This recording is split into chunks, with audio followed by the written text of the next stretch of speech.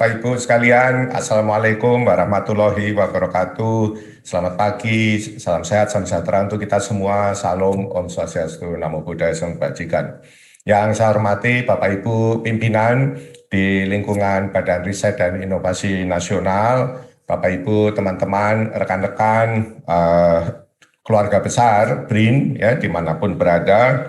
Syukur Alhamdulillah kembali kita bisa berjumpa pada hari ini, khususnya 2 minggu ini, mohon maaf saya tidak bisa hadir, ya. Bikin kangen juga ya, gitu. Ya, pada hari ini saya belum bisa menyiapkan banyak hal ya untuk disampaikan, tapi ada beberapa hal yang penting mungkin yang perlu saya sampaikan, yaitu khususnya terkait dengan ternyata masih ada 67 ya teman-teman kita yang di jenjang ahli utama yang kepresnya belum keluar ya. Ada 67 orang yang tertinggal, jadi ini mohon maaf sekali, ini masih tertinggal di Setnek ya. Jadi ini memang ada masalah karena Setnek meminta ada SK ya dari Menpan untuk penetapan formasi di BRIN. Jadi sebelumnya itu cukup dengan rekomendasi ya, rekomendasi dari Menpan RB. Sekarang Setnek meminta ada SK ya, ada SK penetapan. Nah, ini yang terakhir ini jadi terkena itu ya, sehingga kami masih mengupayakan agar bisa segera dikeluarkan SK penetapan formasi untuk BRIN dari Pak Menpan RB, atau di lain sisi kita akan coba juga supaya tetap bisa cukup dengan rekomendasi ya, formasi dari Menpan RB. Karena ini kan sebenarnya urusan ada di mereka ya, jadi supaya tidak berlama-lama. Jadi mohon bersabar bagi 67 teman-teman ya yang kepres ahli utamanya belum juga dilansir oleh Sekretariat Negara.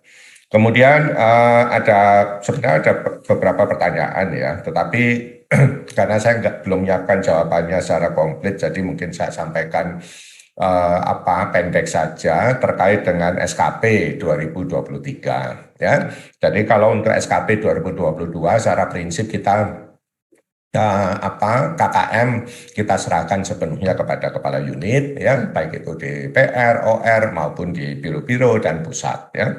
Nah, untuk 2023 tentu sudah tidak bisa seperti itu lagi ya. Jadi karena 2022 ini masa transisi dan kita memang masa transisinya itu sampai 2023, sehingga selama 2023 mohon Bapak Ibu sudah bisa menyiapkan KKM-nya ya semuanya gitu. Nah, ini memang akan ditetapkan dengan peraturan BRIN tentang pengelolaan kinerja pegawai ya, judulnya seperti itu, pengelolaan kinerja pegawai, dan itu akan juga dilansir bersamaan juga dengan peraturan BRIN tentang pembayaran tunjangan kinerja ya pegawai di lingkungan BRIN.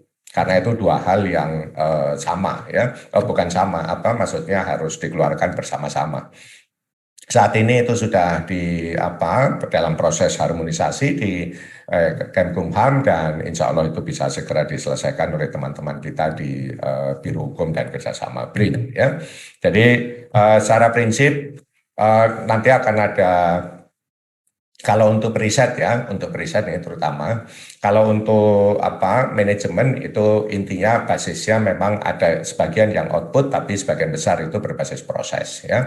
Tapi kalau untuk riset itu semuanya harus berbasis output ya, karena jabatan fungsionalnya semua begitu ya, basisnya output ya. Jadi termasuk jabatan fungsional perekayasa, termasuk yang baru ya, kemudian jabatan fungsional peneliti itu semua juga basisnya output ya, bukan lagi proses gitu. Sehingga kita harus menetapkan itu ya, keluaran kinerja minimal atau KKM yang harus dipenuhi Bapak Ibu sebagai bukti dukung pencapaian SKP ya. Tapi ya secara umum kurang lebih ya outputnya apa yang menjadi output yang diharapkan dari BRIN ya. Jadi yang menjadi indikator kinerja BRIN sebagai lembaga ya, ya pasti terkait lisensi, terkait paten, kekayaan intelektual ya, dan juga tentu publikasi ya. Jadi bisa milih salah satu gitu. Tetapi apa levelnya seperti apa, nah itu yang akan ditetapkan di peraturan kita tersebut ya. Tapi secara umum kurang lebih ada 2 kategori mungkin ya nanti gitu. Jadi kategori ada 3 kategori ya, mohon maaf ya, saya lupa. Jadi ada yang untuk terampil ya. Jadi misalnya untuk para periset yang ada di jenjang terampil, kemudian ada untuk para periset yang di jenjang ahli ya, yang pertama dan muda serta yang madya dan utama, kurang lebih seperti itu ya. Sehingga saya harapkan semuanya mempersiapkan dari sekarang karena itu tidak mungkin dilakukan mendadak ya. Jadi pasti itu semua perlu proses. Jadi harus segera lakukan dari sekarang. Karena itu saya selalu mendorong dari awal Bapak Ibu untuk segera bergabung dengan kelompok riset ya yang memang sesuai ya gitu, di mana Bapak Ibu bisa memberikan kontribusi yang signifikan ya. Ya tentu itu ada proses harus menyampaikan ya. Jadi memang kita tidak lagi seperti dulu di mana Bapak Ibu diperintah harus di sini tidak begitu ya. Bapak Ibu secara prinsip loh ya, Bapak Ibu itu harus proaktif gitu ya, bukan lagi pasif ya. Pasif nunggu komando, pasif nunggu DIPA, tidak seperti itu ya. Jadi apalagi bagi yang jenjangnya sudah di ahli utama atau ahli madya, diharapkan bisa melit teman-temannya yang ada di bawahnya ya. Gitu ya, itu sesuai dengan apa yang kita terima toh. Jadi kalau yang diterima makin besar ya otomatis tanggung jawabnya harus semakin besar gitu. Kemudian yang kedua itu saya ingatkan ke para deputi ya, di semua deputi, di 7 deputi agar segera menyelesaikan permintaan dari BUSDM kita terkait dengan bukan analis beban kerja ya, tapi mengenai substansi ya gitu, karena ini terkait dengan analisa beban kerja anjak ya dari jabatan fungsional, khususnya terkait jabatan fungsional rekayasa, peneliti dan juga analis kebijakan yang ada di para deputi ya gitu, karena tentu BUSDM tidak memahami proses bisnis dan juga supaya tidak salah ya. Jadi setidaknya mohon para deputi bisa segera menyampaikan ke BUSDM kira-kira teman-teman itu ditugaskan di tugas-tugas seperti apa gitu ya. Itu tidak perlu panjang-panjang ya, menurut saya cukup 1 halaman begitu, sehingga BUSDM akan bisa segera menyelesaikan dan tidak keliru ya dalam menginterpretasikan pekerjaan itu dan mengkonversinya menjadi anjak ya dari setiap jabatan fungsional, khususnya yang terkait riset tetapi ada di kedeputian. Kemudian yang terakhir, nah ini kemarin saya kebetulan ke Kebun Raya Purwodadi ya, ke kawasan Malang dan sekitarnya, dan bertemu dengan ratusan lebih ya teman-teman ya, keluarga besar kita yang ada di sana gitu, karena memang cukup banyak. Dan dari pertemuan tersebut memang ada beberapa yang masih belum atau kurang memahami ya mengenai kawasan. Jadi sekali lagi seperti selalu saya sampaikan dari awal dulu ya, kawasan kita itu tidak kita buat karena ada orang ya, bukan begitu ya. Kawasan itu kita buat karena ada perlunya gitu ya. Jadi bukan karena ada orangnya gitu ya. Jadi orangnya yang harus menyesuaikan ke kawasan ya. Jadi basic dari ASN kan seperti itu ya. Karena kita perlu, kita buat kawasan di situ. Nah, kita ini secara total ada 54 kawasan ya. Secara umum di 50-an ya lokasi, karena ada satu lokasi yang punya beberapa kawasan ya. Misalnya seperti di Serpong dan Cibinong itu. Beberapa jenis kawasan maksudnya ya. Nah, 54 kawasan itu ada 2 kawasan administrasi ya, secara umum ya, yang kawasan memang khusus administrasi, yaitu di Tamrin ya untuk kantor pusat kita, dan di di Gunung Sindur yang di Serpong ya, khusus untuk arsip ya. Jadi semua arsip kita itu kita tempatkan, pusatkan di Gunung Sindur ya, baik itu arsip statis maupun arsip dinamis ya.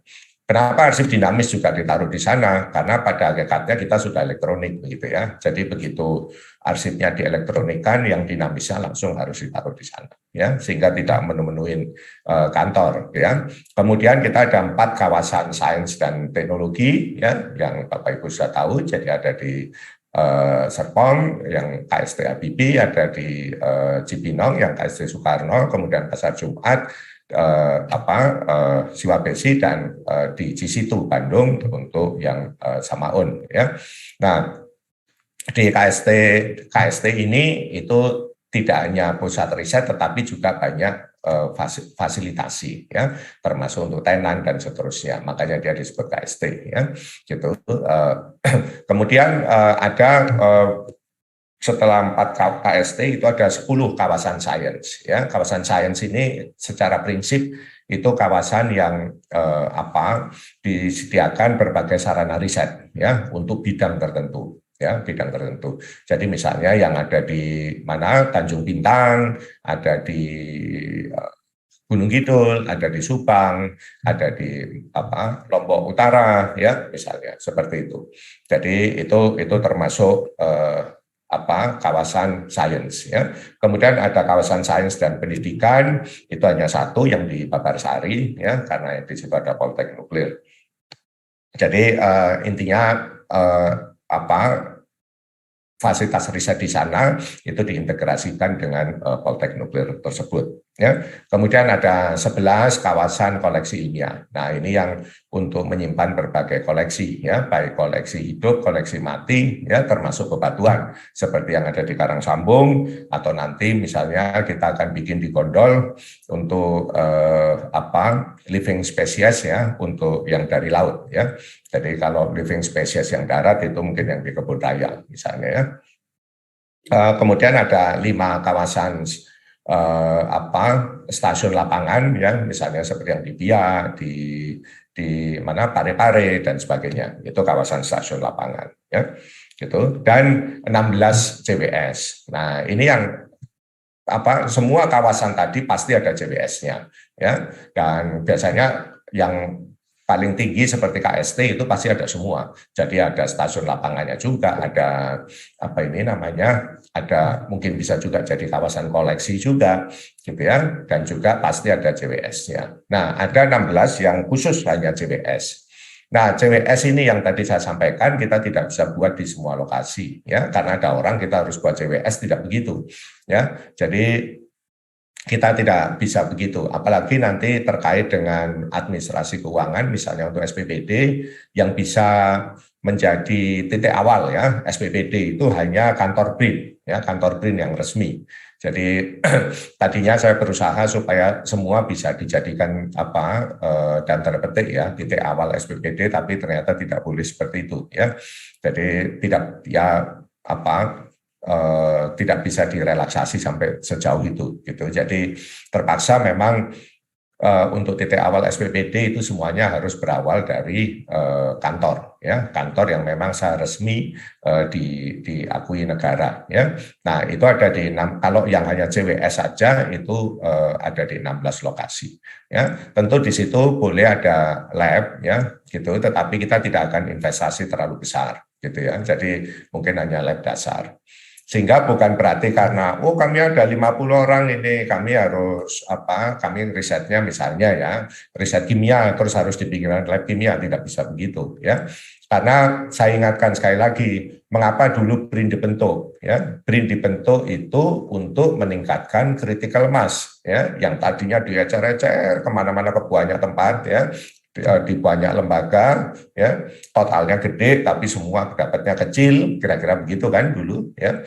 Nah, itu yang dikumpulkan menjadi BRIN gitu, sehingga di dalam BRIN kita nggak boleh ngecer-ngecer lagi. Kalau kita ecer-ecer lagi ya kita akan mengalami masalah yang sama lagi nanti ya gitu. Jadi untuk riset secara prinsip itu harus dilakukan di kawasan-kawasan tadi ya. Jadi secara prinsip tidak bisa dilakukan di CWS. Ya mungkin kalau pas tidak harus masuk lab ya silakan ya kan di CWS, misalnya mau kajian literatur atau memang topik risetnya itu sifatnya di belakang meja, ya itu tentu bisa, tidak masalah, ya itu kita bebaskan. Tetapi secara prinsip kita tidak bisa ngejar-ngejar resources ke semua kawasan, tidak bisa seperti itu. Apalagi, asal ada orang harus dibikin kawasan, tidak begitu, ya, tidak seperti itu.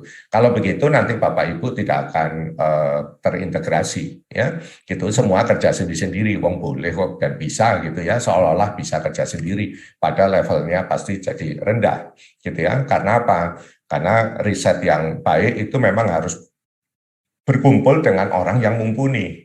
Nah, orang yang mumpuni itu ada yang di kawasan-kawasan itu, ya. Jadi seperti itu prinsipnya. Jadi itu yang harus dipahami, ya. Kami memang membebaskan Bapak Ibu berada di mana saja, work from anywhere, tetapi khusus untuk titik tolak home base itu harus berada di kawasan yang diakui, gitu ya, tercatatnya.